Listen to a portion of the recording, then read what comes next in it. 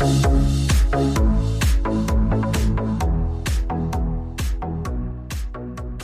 နေ့မှာတော့ကျွန်တော်ဒီထိုင်မှာနှလုံးနဲ့ပေါ့နော်ကျွန်တော်တို့အလုပ်တစ်ခုပေါ့လှုပ်လိုက်ရက်နားလိုက်လှုပ်လိုက်ရက်နားလိုက်ပေါ့နော်တစ်လက်စီကိုလှုပ်လို့ရအောင်ပေါ့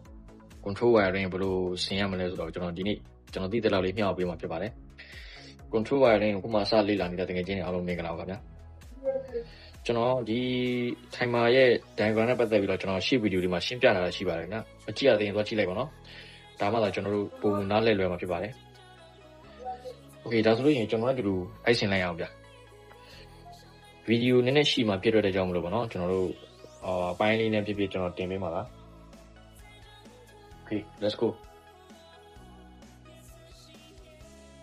ခုဆိုရင်ကျွန်တော်ဒီမှာ line နဲ့ neutral နဲ့ကိုကျွန်တော်ထုတ်ထားပြီးပေါ့နော် break ကနေပြီးတော့ကျွန်တော်ထုတ်ထားတယ် line နဲ့ neutral နဲ့ကိုဒါကိုကျွန်တော်တို့ neutral ကိုအရင်ထည့်မယ်ဗျ neutral ကိုကျွန်တော်တို့သူ့မှာကျတော့9 number 9 point နဲ့ number 2 point ရှိတယ်ပေါ့နော်ဒါကြတော့သူ့ရဲ့ power ထည့်ရမယ့်နေရာပေါ့ဒါဆိုရင်ကျွန်တော် neutral ကို number 2မှာထည့်မယ်ဗျ okay ဒါဆိုရင်ကျွန်တော်တို့ဒီလိုဖြစ်ပါပြီနော်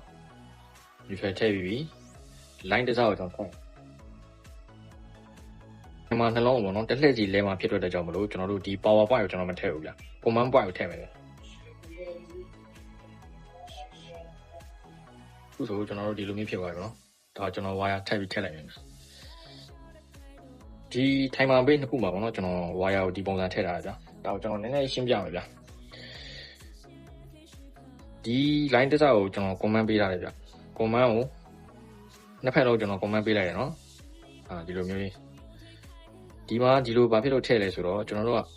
ဒီ number 9ကို power ကျွေးလိုက်တာနဲ့ဒီ timer on ပါပေါ့နော်ဒီဘက် timer နဲ့တူတူပဲဗျ number 9 power ကျွေးတာနဲ့ timer on ပါပေါ့ဆိုတော့ကျွန်တော်တို့တစ်လှည့်စီ on ချင်တဲ့ဖြစ် on ချင်တာဖြစ်တဲ့အတွက်ကြောင့်ပေါ့နော်ကျွန်တော် INC point မှာထည့်တယ်ဗျ INC ကဘယ်လိုမျိုးလဲဆိုလို့ရှိရင်သူက breaker ဖွင့်လိုက်တာနဲ့ power ရောက်တာနဲ့တန်းပြီးတော့သူကဒီကနေပြီးတော့ဒီမှာမီးရှိတာပေါ့နော်ဒါဆိုတော့ကျွန်တော် wire တွေ့ထားရဆိုတော့ဒီကိုမီးတန်းရောက်မှာပေါ့ဆိုတော့ဒီ timer အရင် on ပါပေါ့နော်ပြီးမှအချိန်ကြီးတွက်ပြီးပြည့်တဲ့ချိန်မှာဒီ INO ကနေပြီးတော့ဒီကိုပြန် on ပါပေါ့နော်သူတို့နှစ်ခုကတက်လှည့်စီ on ပါပေါ့ပြီးရင်တခါအချိန်ပြည့်တာနဲ့တခါ INC ရဲ့တခါပြန်ထွက်ဒီရောက်ပေါ့နော်ဒီလိုမျိုးလုံးမှာဖြစ်ပါတယ်ပြီးကျွန်တော်စမ်းကြည့်ရအောင်ဗျ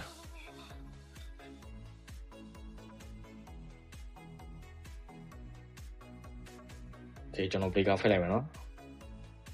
ဒါဒီလိုဖြစ်နေတာချိန်နဲလို့ပေါ့နော်ချိန်နဲလှည့်လိုက်မယ်ကျွန်တော်ဒီမီဒီလေးကြည့်ဗျ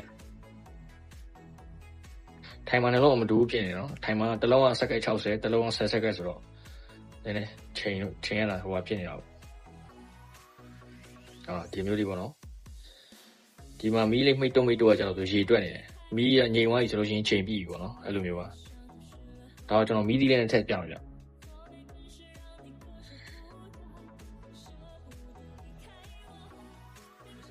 မီးသီးလေးနဲ့ကျွန်တော်ထည့်ပြမှာဖြစ်ပါတယ်ဒီရောကျွန်တော်တို့ဒီဖက်ကအရင်အောင်မှာဖြစ်တဲ့အတွက်ကြောင့်ကျွန်တော်တို့အောက်ပို့ဒီဖက်ကယူတာပို့ပြီးတော့မှန်တယ်ဗျဒီဖက်မှာတော့ယူလို့ရှိရင်သူကအလုပ်လုပ်တာမှန်မှာမဟုတ်ဘူးဗျဆိုတော့ကျွန်တော်တို့ဒီဖက်ကအရင်အလုပ်လုပ်မှာဖြစ်တဲ့အတွက်ကြောင့်ဒီမီဒီရဲ့အောက်ပို့ကိုကျွန်တော်တို့ဒီမှာယူလိုက်မယ်နော်โอเคကျွန်တော်တို့ထပ်ဆန်းကြည့်အောင်ဗျ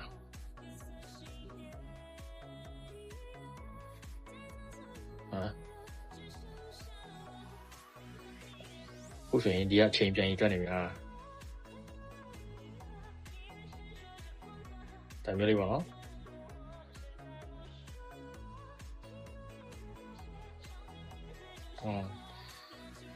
တကယ်လို့ကျွန်တော်တို့ကဒီပစ္စည်းလေးမှာပေါ့နော်ဒီပစ္စည်းလေးနေရာမှာကျွန်တော်မော်တာသုံးမယ်ဆိုလို့ရှိရင်တော့ပစ္စည်းနောက်တစ်ခုထည့်ရမှာပေါ့နော်ဒီ conductor တို့ဘာလို့ထည့်ရမှာပေါ့နော်ဒီ conductor ကိုဒီအောက်ပို့ကိုကျွန်တော်တို့ conductor ရဲ့ coin စမှာတော့ထည့်ရမှာပေါ့နော်တစ်ဖက်က neutral တစ်ဖက်ကဒီရဲ့ထွက်တဲ့အောက်ပို့ပေါ့ဒါဆိုလို့ရှိရင်ကျွန်တော်တို့မော်တာကိုခုလိုမျိုးရဲလိုက်နားလိုက်လှုပ်လို့ရတာပေါ့နော်ကြောင်းတကယ်ချင်းအားလုံးဆင်ပြေတာပါလေဗျာ